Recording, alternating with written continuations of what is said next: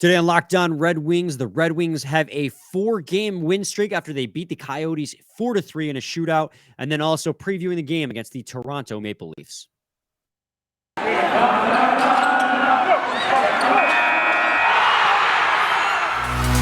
You're Locked On Red Wings, your daily podcast on the Detroit Red Wings, part of the Locked On Podcast Network, your team every day.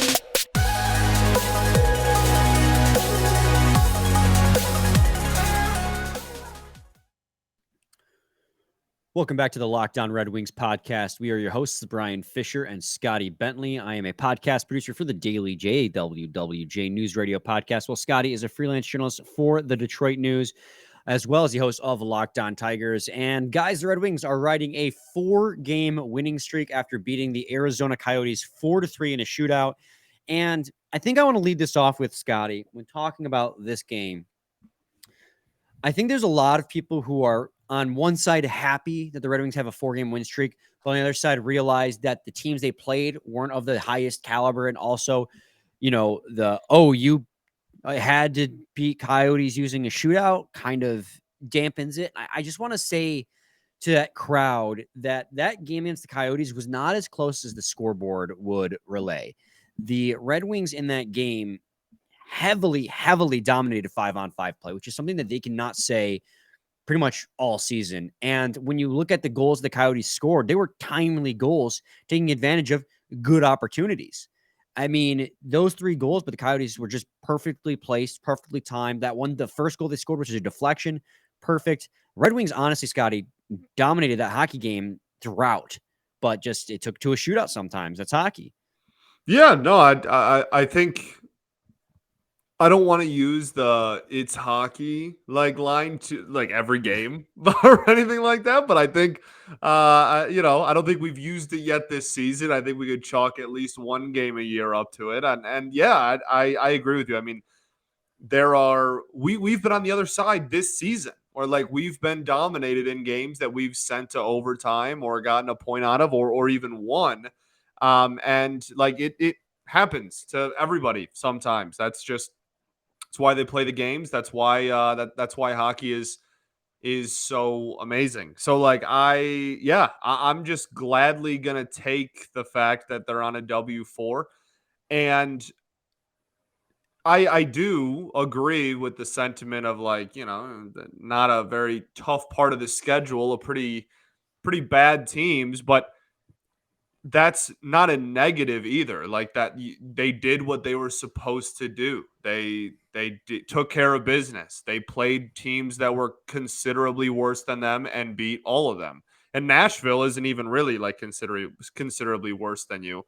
But you played 4 teams that you should have beaten, and 3 of them are bottom of the barrel teams in the NHL, and you won every game. So I don't care how ugly the games were. I don't care about really anything else, except for at the end of the day, they won all the games they were quote unquote supposed to win. And we've talked about the inconsistencies of this team so far this season, and how we kind of project that will somewhat remain and stay the same to some capacity as the season goes on. A good way to eliminate that inconsistency or to be more consistent is to just take care of business when you're supposed to. Good teams beat bad teams, and here we are. Yeah, and that's what the Red Wings did. If you look at it, Vejmelka is I think that I'm pronouncing that right, the goaltender for the Coyotes, is a big part of the reason why they were in that game. I mean, he expected goals for percentage, goals saved above expected of 1.74. So he kept them in that game. He faced 36 shots, and he had a .917 save percentage in that game. He was fantastic. So give him credit where credit's due, because the Red Wings had 36 shots, and their expected goals for percentage in this game at 5-on-5 was 75% at the end of the game. It was 77, 71, and 77%.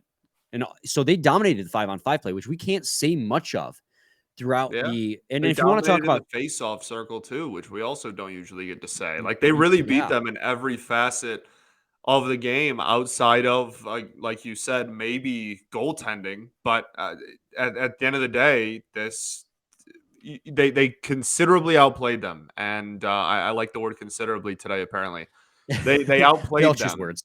Right. They outplayed them, and they comfortably outplayed them. And even though it had to go to a shootout and had to have a little flair for the dramatic at the end, they got to win in a game that they were the better team in, and I I mean, don't think too many people should complain about that. all things considered, it should have been a blowout, but goaltending stepped up big for the Coyotes and kept that game close, much like it did for the Red Wings' behalf on the game against the Predators. I mean, sometimes Yeah. goaltenders just show up, and Yeah. we can talk Husso too, real quick. I don't think he was bad in this game. He let in 3 5-on-5. No, sorry, technically not 5-on-5. 2 5-on-5 goals. 1 goal with the goalie pulled at the end of the game. But I don't think any of the goals he let in would be considered softies. One, like I already said, was an absolute great deflection. One was a fantastic passing play, slap shot from the circle. And the other one was almost identical, but that one came with the goalie pulled, extra man on the ice right after a penalty expired. Everyone was scrambling. So I don't think any of the goals he let in were necessarily softies. So yeah, he finished the game with an 8.75 save percentage and goal saved above expected, like negative 0.29. But I thought he played fine in this game, and he obviously kept you in it. So when it comes to Husso's play, I really have no complaints. I think he gave you a chance to win, and I said it in the episode on Thursday, Scotty. Husso is probably reason number 1 why you are sitting 3rd in the Atlantic Division. That's what I said after that shutout, because I mean, after Accurate. that, Yeah. he won that game for the Red Wings against the Correct. Predators. Yeah, no, exactly. So yeah, I agree with you. I didn't think any of the goals were big mishaps, and I didn't think he looked bad in that by any stretch. It just like again, it happens sometimes, and we talk so much about we correlate goalie performance to the defense in front of the goalie as well, whoever's in net. And I don't think the defensive performance in this game was poor by any stretch of the imagination either. I especially thought in the first 2.5 periods, that it was really, really solid. And then it got a little sloppy, defense and offense. Honestly, everybody got a little sloppy there at one point in the third. But I thought that it was a really solid defensive effort. It was a really good, if not great, offensive effort.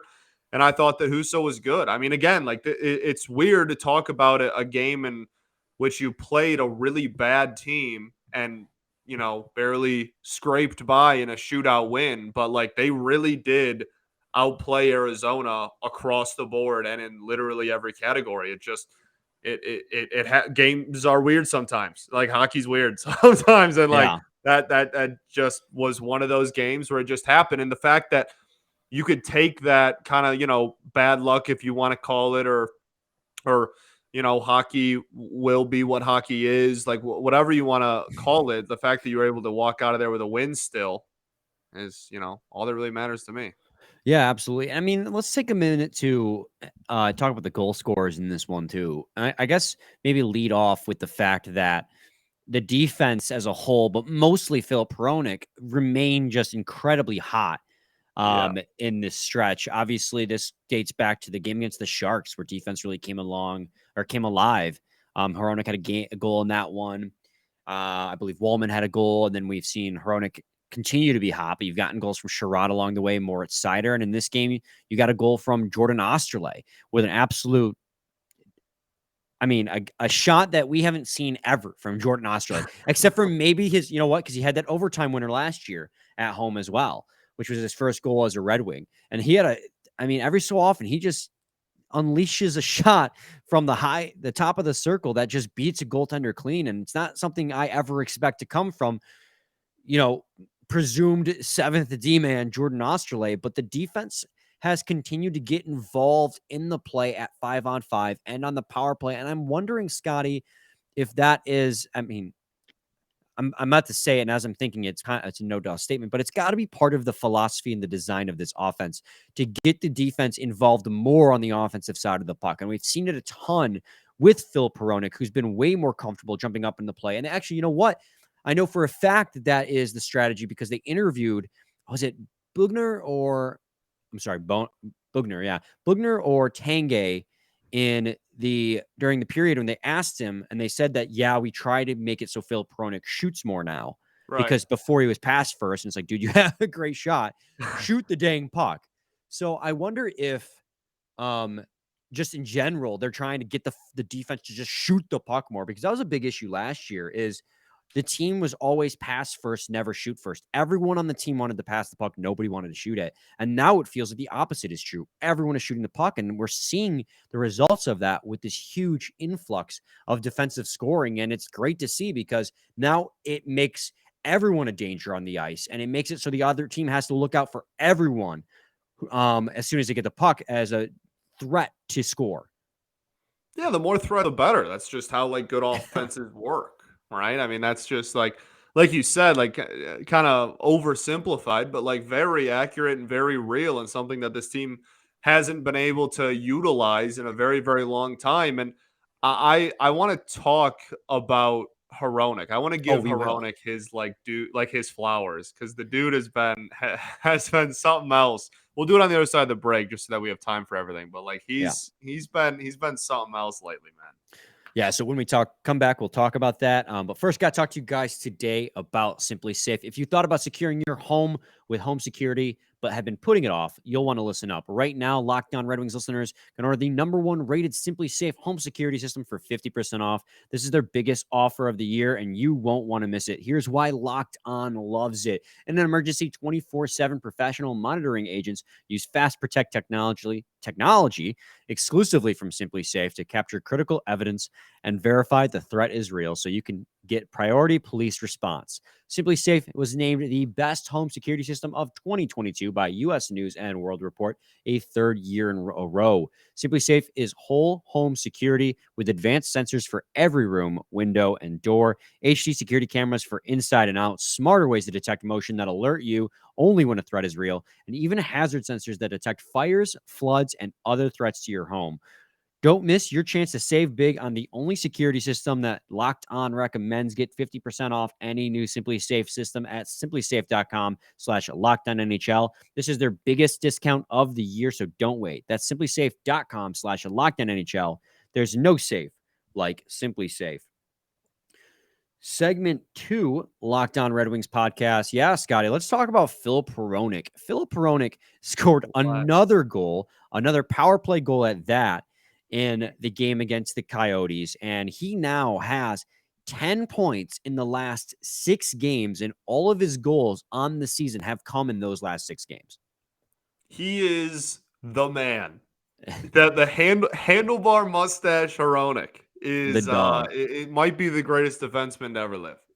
Look, we've talked about his areas of improvement defensively all season, and we've talked about them last season, and we've talked about them during his entire tenure on the Detroit Red Wings. And there is certainly some areas of improvement that we would like to see him take on the defensive side of things, but he has been stellar offensively, and he is getting special teams minutes.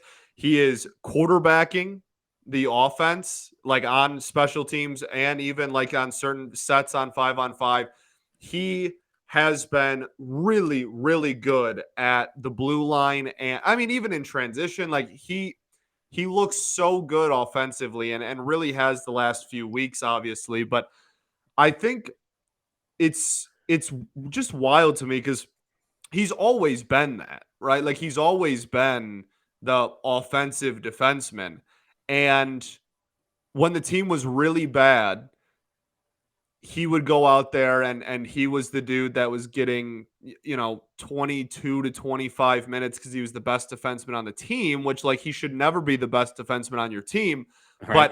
But when he is a second pairing D-man that specializes in offense, and when you can pair him with a true like hard-nosed defensive defenseman, I mean, that is I think I want to give a ton of credit just to this pairing as a whole. Hronek obviously deserves a ton of credit. He's the one that's getting the production and putting the points up, but this pairing as a whole has just been so good. They've been sound defensively. All the metrics point to them being a really solid pairing defensively. And now you have half of this pairing that's producing a ton offensively too. It's just it really is. It seems to be a match made in heaven, to be honest. I mean, you're spot on, 100% right. Look at the fact that, I mean, it goes deeper than Filip Hronek too. Like part of his success, obviously, like you said, he is the number one reason for his own success. You know, he's the one who is getting these points and producing this well. But a ton of credit also goes to Steve Yzerman for recognizing this guy needs a guy who can allow him to flourish. And so he got a defensive-minded defenseman in Olli Maatta to pair with him, to be his safety net. And we've seen that. And as a defensive pair, they have been, great. Right now, Filip Hronek leads the team in plus minus at plus 10. Dylan Larkin's second at 9. So Filip Hronek, who was a defensive black hole last year, and I don't mean that as a compliment. I mean like he was a pylon in the defensive zone, had like a net minus 28 or something ridiculous like that, is now leading the team in plus minus. And remember, guys, the power play goals that you score and the points you get on the power play don't go towards your plus minus. Right. So this is his plus 10 best on the team is solely from the 5-on-5 play, which this team does not do well.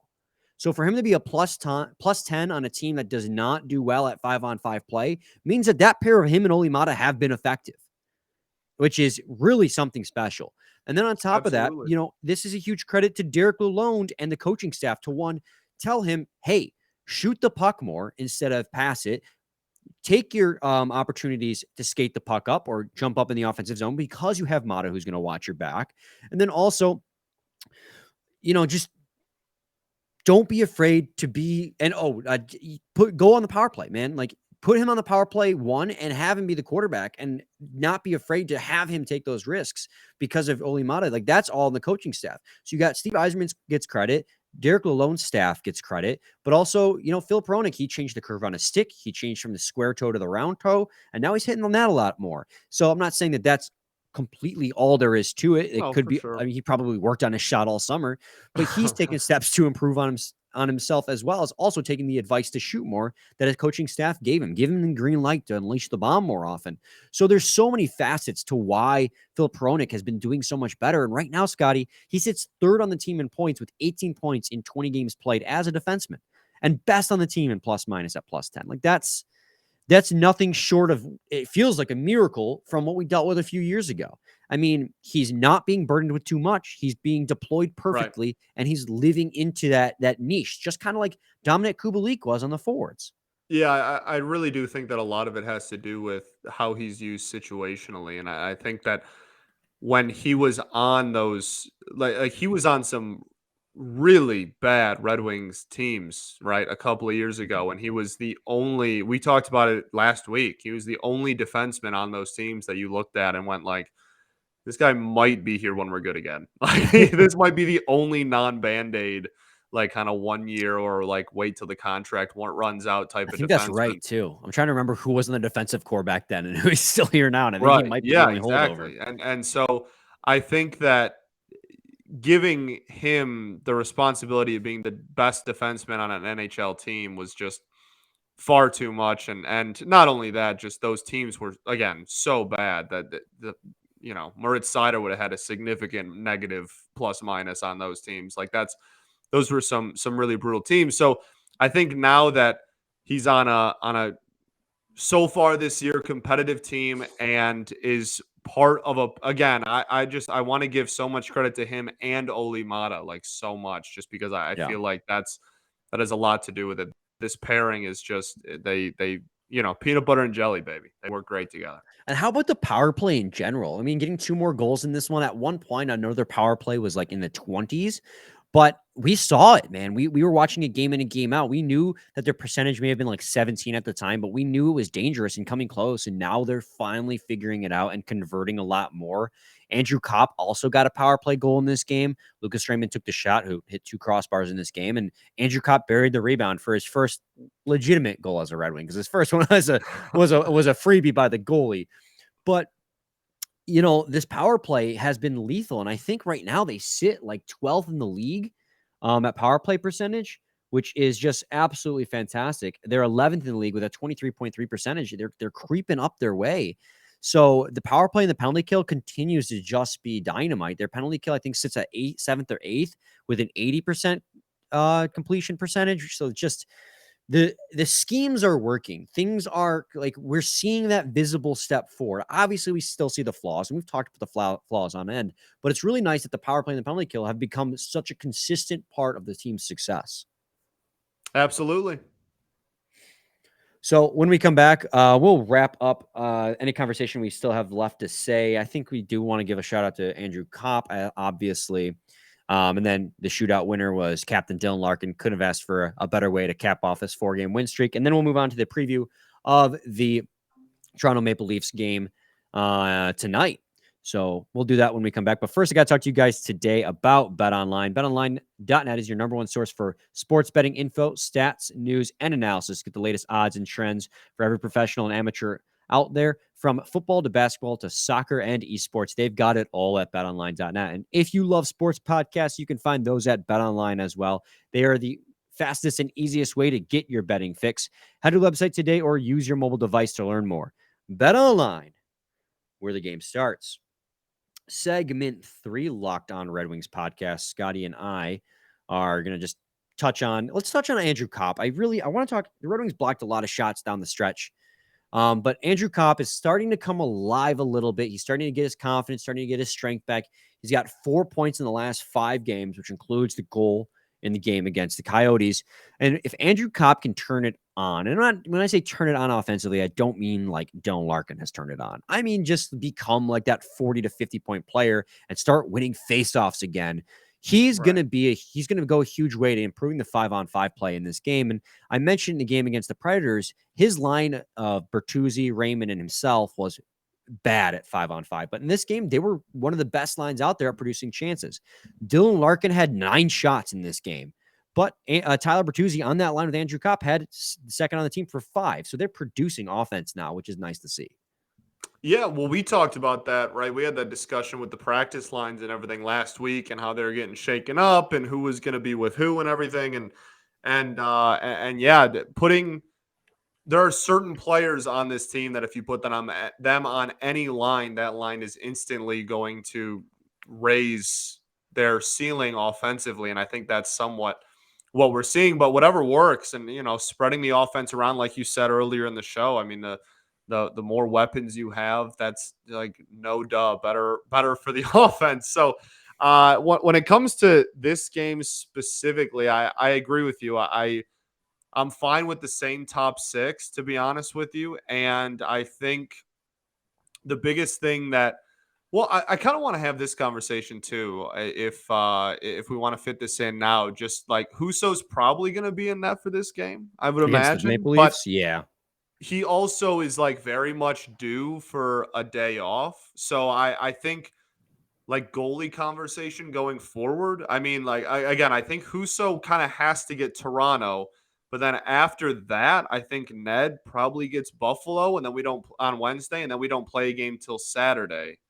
So like I don't know. I don't know if that's like enough time in between games where you just feel comfortable throwing Husso out there every night, or I think you have to give him a night off here soon. But I don't know. I don't know. With a big gap of Wednesday to Saturday in between games, maybe you don't. Like I'm split, because I'm the guy who wants to give Husso the start as long as he keeps earning the starts. But at the same time, you realize that Nedeljkovic, even if he's just your bona fide backup at this point, needs to start every once in a while, because just for like he needs to play. Goalies need to play hockey, and so I would have thought the game against Arizona would have been the perfect game to give Nedeljkovic a start, because that's one of the worst teams in the league, and just to give Husso a break. But also, you're on a 3-game winning streak, and you want to go into your tough week riding that momentum. So I understand going back to Husso, and obviously it worked out because Husso was good again. But like, I am not comfortable giving Nedeljkovic to start against Toronto, and I wouldn't be comfortable giving it to him against Vegas, because Husso's been playing out of his mind, and Nedeljkovic has yet to prove it. Now, granted, it's going to be hard to prove it when you're not getting starts, but it's one of those things where it's just like, he might just have to wait. Because Husso's been playing great, and there's days off in between games. Only one day off between Toronto and Vegas. But after that, you have several days off. So, I mean, you might just have to ride the hot hand, right? As long as Husso has a good game against Toronto, put him out there again against Vegas. That's really what you got to do.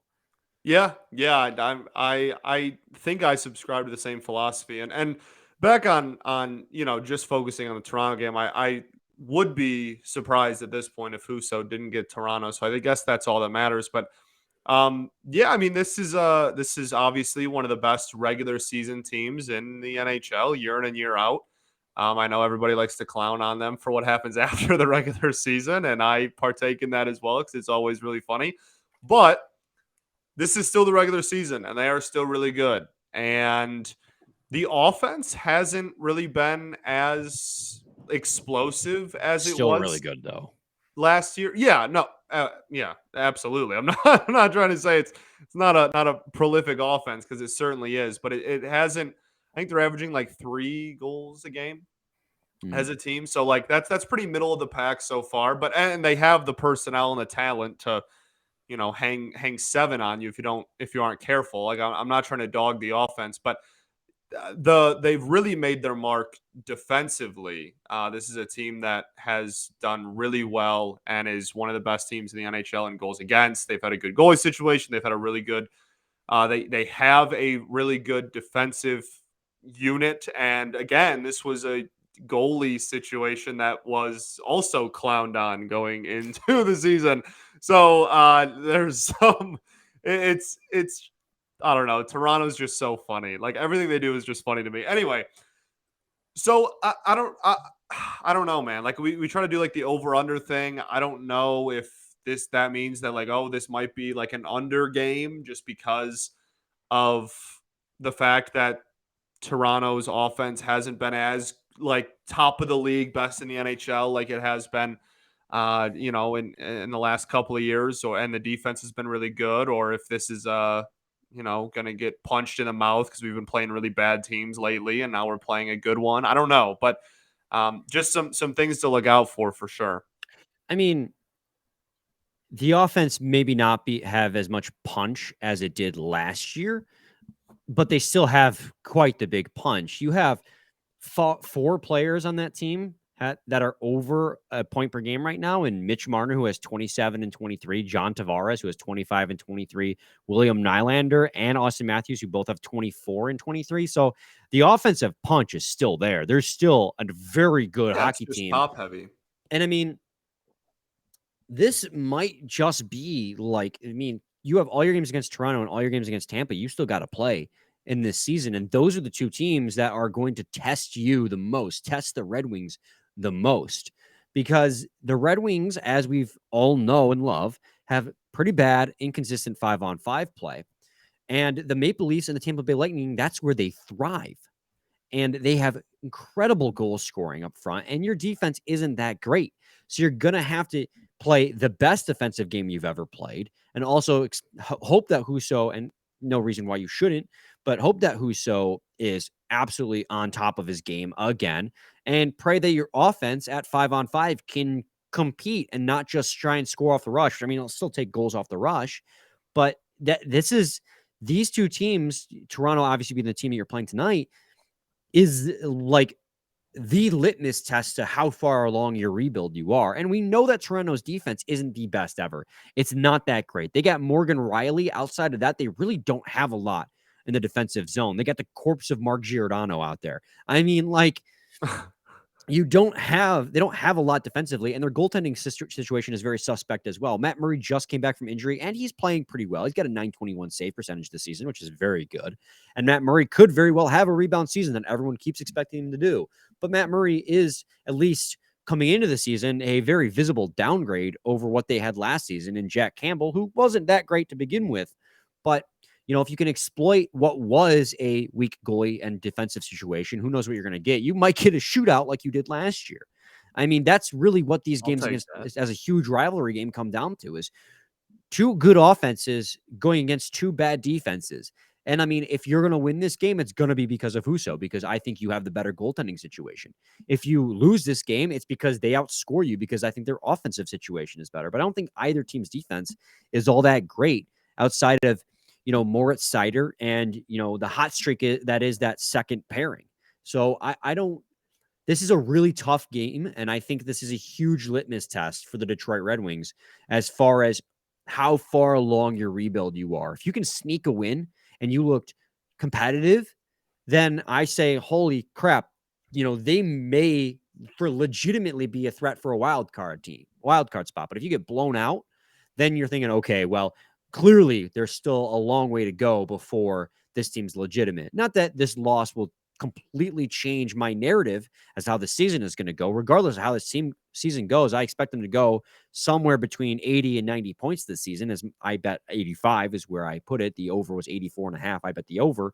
But if you can start winning games against the Maple Leafs and especially the Lightning down the line, I mean, that starts to signal a little bit of a change in this team's, viewpoint as far as how far into the season they're going to get as a threat. Yeah, you compare yourself to the better teams in the league. I have that conversation on Locked On Tigers like all the time. You want to compare yourself to the best teams in the sport.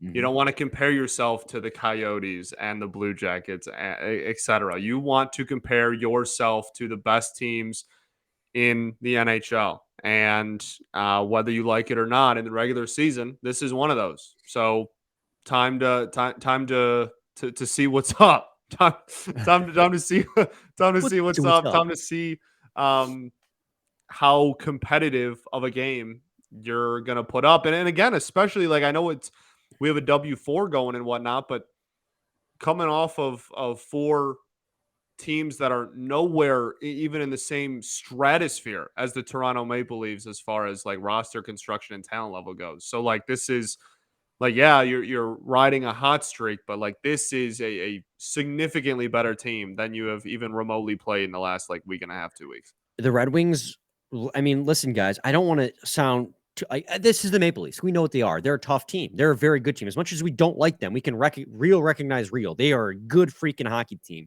They're second in the Atlantic Division, one position above you. They're 13-5-5.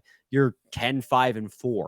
So obviously they've played more hockey games than you, which is part of the reason why there's a little bit of a separation between the Red Wings and the Maple Leafs. But you're right behind them in the standings. The Red Wings are right behind them in the standings. So if you go out and you play a damn good hockey game and your special teams show up, because they got decent special teams as well. Actually, let's mention that real quick. So they're 8th on the power play, while you're 11th on the power play. And that doesn't surprise anyone with the potent players that they have offensively. But their penalty kill is a little bit more vulnerable than yours. They currently rank 18th in the league, while your penalty kill is all the way at 7th. So if you can minimize the amount of penalties you take. The Wings don't take a lot of pens either. Yeah, historically they do not, which is crazy to me. I still don't get that because it feels like every time I look, they're in the box, but that's just probably my own bias. Always focus on the negative. That's how it works. Yeah. So, I mean, you do have a chance if you can take advantage of their weaker penalty kill on the power play and also not take many penalties yourself. You give yourself a shot on the special teams. You can play close 5-on-5. It is possible you steal this game. But man, if I know you have a better penalty kill than them, but if you let them get on the power play, there's not much you're going to be able to do against that offense. So, I mean, that's really the preview is just go out there and play the best game you've ever played all season to beat the Toronto Maple Leafs.